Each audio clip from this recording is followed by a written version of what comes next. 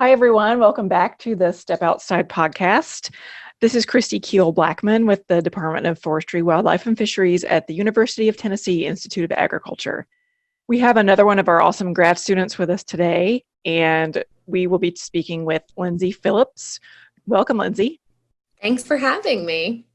Happy we could talk. We are on another Zoom call, so I think everyone's used to this by now, but we don't have fancy audio equipment at our homes, so we're recording a Zoom call like we have the past couple of times. So forgive us if we cut in and out at some point. So Lindsey, let's jump in and tell everybody what you're studying, and are you a master's or a doctoral student? So I'm a doctoral student under Dr. David Buehler, and my research is looking into pretty much the population dynamics of eastern wild turkeys in south central Tennessee. So I'm kind of focusing my work in 5 main counties: Bedford, Giles, Lawrence, Murray, and Wayne counties. And these counties really started seeing a drop off in the number of birds that were being harvested starting in about 2005. Before 2005, birds, the turkeys across the entire state of Tennessee, had really almost been completely extirpated kind of in the mid 1950s. And so TWRA did a lot of work to bring birds back, reintroduce them all over the state. And that work concluded in about 2000. Deemed a success, like 11,000 birds had been moved. All the counties had huntable populations. But like I said, in kind of the early 2000s, about 2005, this region and these counties in Tennessee started seeing a drop off in the number of birds being harvested. And that's not what you would expect after we just had a really successful, reintroduction of the bird into the state. This project was created to really look into what was going on. We wanted to see, is there something in the population potentially driving that drop off in the number of birds being harvested? So the best way I can explain it to people, and this is kind of what I tell landowners when I'm talking to them about, potentially accessing their land for my study. If you can think about it with regards to turkey ecology or biology, odds are I'm looking into it. It's a really all-encompassing project. I'm looking at survival, reproduction, everything, gobbling activity, hunting effort, hunting success, mortality, just pretty much everything. I'm looking into it. That's great. So you're taking a holistic approach to figuring out what the actual problem is, or if there is more than one problem. Exactly, yes. Okay, great. So pre-2000, when turkey populations were really low, do we have any idea why they were low at that point before the reintroduction project?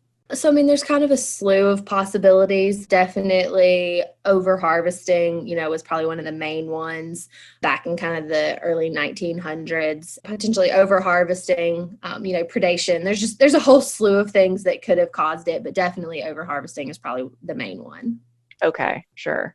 And so I was looking through your documents that you sent me, and the graphs that you included in your paper, they look promising, because it looks like there's this upward trend of harvest. So why should we be concerned now if there is an upward trend of turkey harvests?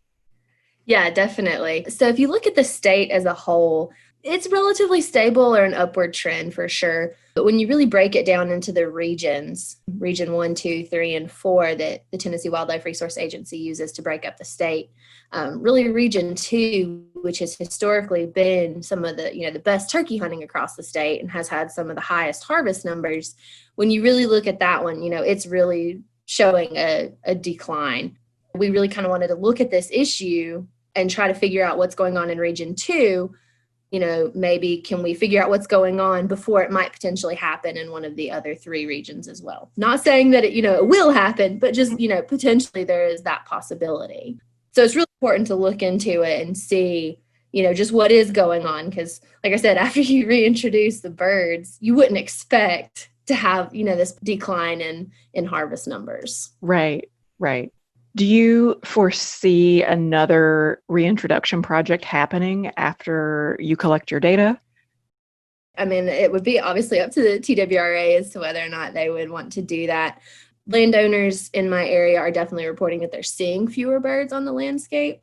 So it's not Okay. just, harvest numbers down. People are saying they're also seeing fewer birds and hearing fewer birds. And, right now is nesting season. People are saying they're seeing fewer poults than they have historically seen. So it's definitely something that could possibly be looked at in the future.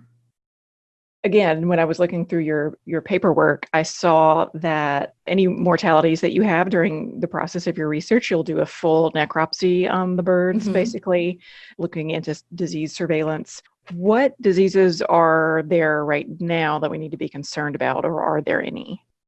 So there are several diseases that are capable of going through wild turkey populations. Some of the big ones are blackhead disease, avian pox, avian influenza, and things like that. And there's actually a pretty big concern with spreading disease with several of the landowners, or a bunch of the landowners in my area, because about the same time we started seeing that drop off in the number of birds being harvested, the number of chicken houses in the area also started to increase. And so there is a big concern with landowners in the area. With the increase in the chicken houses, we're having an increase in the spread of chicken litter for fertilizer in the fields, and we're potentially spreading diseases to our wild turkey populations. So that's really what we're trying to get at with the disease component of my study, is trying to see if there's any, connection between those. And so yes, every bird that we capture, we draw blood work, we take a fecal sample, and then any birds that die, natural mortality or hunter harvest, we also do, like you said, a full necropsy. We look at all their organs, look at their bones, look at feathers, look at everything. So we're really trying to get to the root of that. And actually, Dr. Rick Gerhold in the College of Veterinary Medicine, he hired on a PhD student, Laura Horton, who is a joint position between College of Veterinary Medicine and our department. And she's the one that's analyzing all of those samples for me. That's her PhD research. I'm collecting her samples, and she's running all the tests. She's sitting in the lab, analyzing everything, running Oh, that's all the great. blood for us. Yeah. That's a very symbiotic relationship. Yes. Yes. Yes. Very That's glad to awesome. have that partnership with them. Yeah, I think we're supposed to actually have her on the podcast too. So that would be a great follow Okay. up. Whenever you guys have all Definitely. your data collected, we can kind of bring these two projects together. That would be For really sure. interesting. Yes. Where are you in the data collection process right now? Yes, so we are currently in the middle of year 4, and that is currently slotted for 5 years. So we still have another year and a half left to go. So we've still, definitely got some more data collection. We're getting close to the end, but obviously anything we have right now would just be, preliminary results that, Mhm. could possibly change in the next year and a half once we get the complete data set. Okay. And do you have any hypotheses that you are willing to share, or do you have any of your own thoughts about, what you think is actually happening to the turkeys? Certainly. I've been asked, do you think it's one thing? Personally, I don't think it's just one thing. I think there's kind of a slew of things that are going to be working at whatever's going on in the population. I don't think we'll ever just pinpoint it to one. I think there's going to be multiple factors playing a role here. Based on some of our preliminary data, we're seeing that reproductive numbers are somewhat low compared to other studies in the Southeast on turkey populations that are either stable or increasing in numbers. So that's one thing we've taken data from the first few years, and we're trying to now see, can we change those numbers any? We're doing some on the ground habitat, hen specific targeted habitat manipulation to see if we can potentially increase those reproductive numbers to see a better poult survival, better recruitment from the young into the adult age class. Okay, great. Wow. This study has so many different niches It within really it. does. That's really fascinating. So how many techs do you have working with you to collect all of this data? I have, from the spring semester, I have 2 full-time technicians. I hire a third one that's with us during the summer, and then I have 2 full-time technicians in the fall as well. Okay. It is definitely not a one-person job. No way could I do it without all of their help. Yeah, this does not sound like a one-person job. I'm glad you have a crew. No, I'm sure that makes it a lot easier for you. it definitely does. Let's talk about what happens in the end after you finish the 5-year study and have your data collected and analyzed. What happens then? The overall goal is to be able to provide TWRA with potential alternative management strategies, whether it be this habitat manipulation work that I said we were working on. If we can give different land management strategies to private landowners to be able to say, you've got X number of acres. Well, if you do, this percentage of the land like this, you're going to increase your poult survival, by this amount. Whether we develop strategies like that or see, do we need to alter the bag limit? Do we need number of birds that can be harvested by a hunter? Do we need to alter the bag limit? Season dates, things like that. That's the ultimate overall goal, is to be able to provide TWRA with an idea of, here's what's going on. Here's what we think could help fix whatever may be going on. And am I correct that there's some interstate collaboration going on as well? Yes. This problem is not really just in Tennessee. A lot of southeastern states are seeing it as well. And so we're all doing our own studies, but we're all kind of mirroring our projects off of one another so that we could hopefully in the end kind of have a big southeastern regional work data set. That's great. So Yes. Hopefully the results from this project can impact the entire Southeast one day and Yes. impact the Southeast positively. Yes, for sure. Definitely. That's great.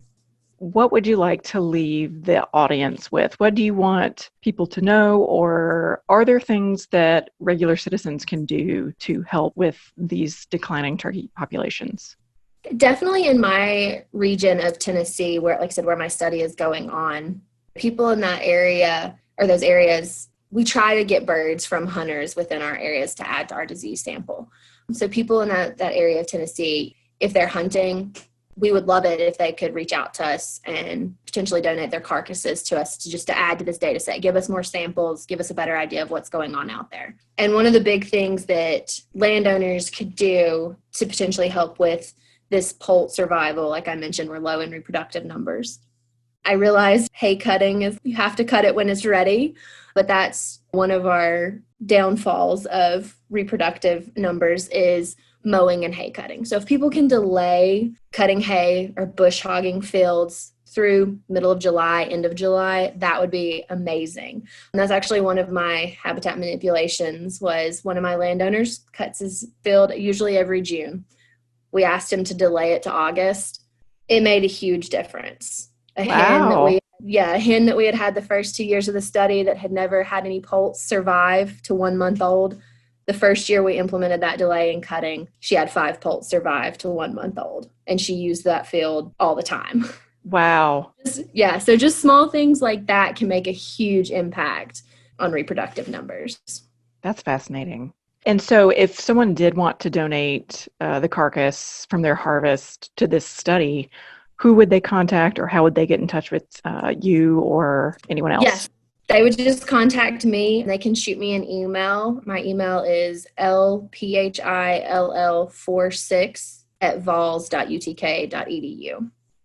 Awesome. And then you pick up the carcass, or?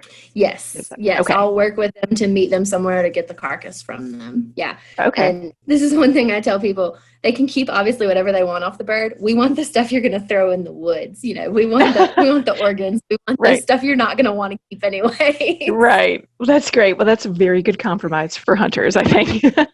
Yes.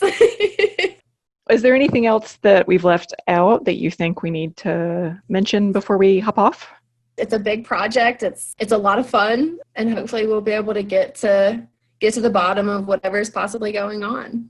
Awesome. Well, Lindsey, thank you so much for joining us. This was a really interesting chat. And thanks to all of our listeners. We hope you enjoyed learning about turkey populations across Tennessee. And hopefully some of you who are listening can help with this study, whether it's by donating your carcasses or delaying your hay harvest or telling friends and family about it.